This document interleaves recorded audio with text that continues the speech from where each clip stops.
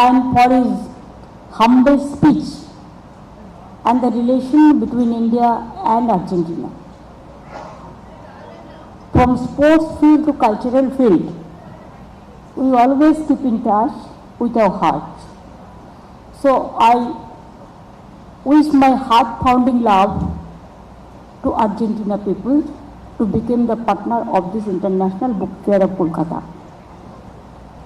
আমাদের মধ্যে আছেন গুস্তাভো কনজাবরো, আমাদের মধ্যে আছেন প্রিয় সাহিত্যিক শ্রদ্ধেয় স্বপ্নময় চক্রবর্তী।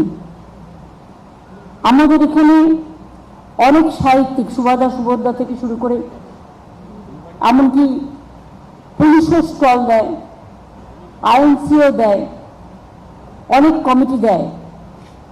সকল কমিটিকেই আমার অনেক অভিনন্দন থাকবে।